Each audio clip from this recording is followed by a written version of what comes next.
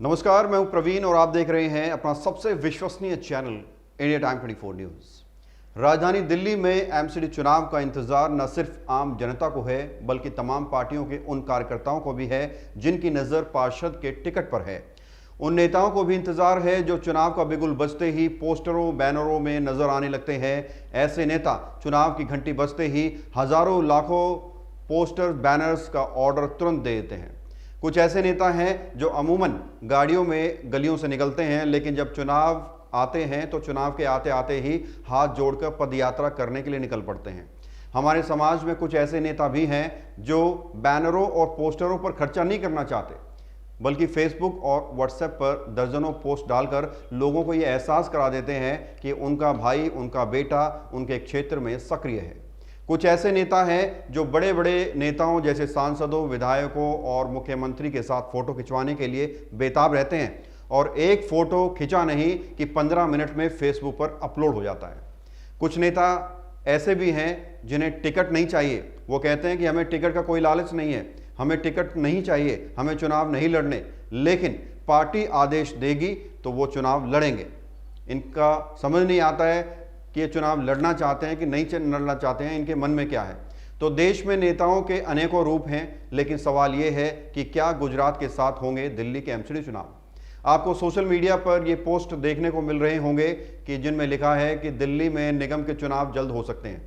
ऐसा इसलिए क्योंकि भारत सरकार के गृह मंत्रालय के संयुक्त सचिव आशुतोष अग्निहोत्री द्वारा राष्ट्रीय राजधानी राज्य क्षेत्र दिल्ली सरकार के नाम पर शनिवार को एक राजपत्र जारी किया गया है।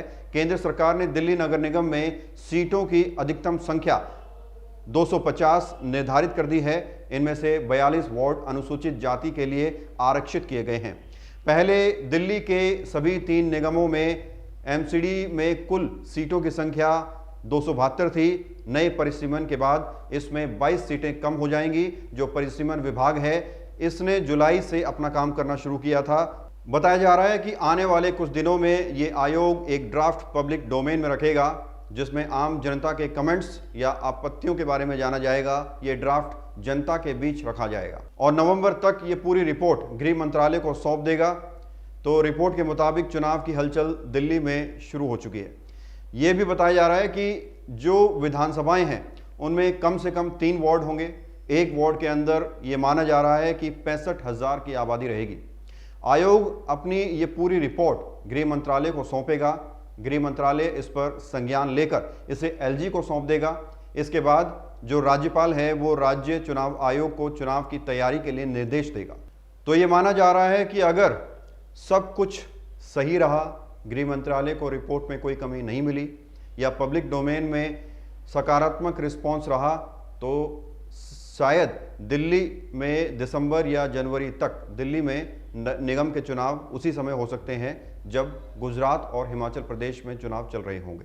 तो चुनाव चाहे कभी भी हो, उम्मीदवार कोई भी हो, लेकिन आप उसी को चुनिए जो जन जन से जुड़ा हो, समाज से जुड़ा हो और विकास कर सके, क्योंकि आप एक दिन के शहंशाह हैं और वो दिन है चुनाव का दिन। खबर में फिलहाल इतना ही। देश और दुनिया की तमाम खबरों के लिए आप बने रहिए हमारे साथ और देखते रहिए इंडिया टाइम 24 न्यूज। खबरों से खबरदार रहने के लिए चैनल को सब्सक्राइब करें और प्रेस करें बेल आइकन।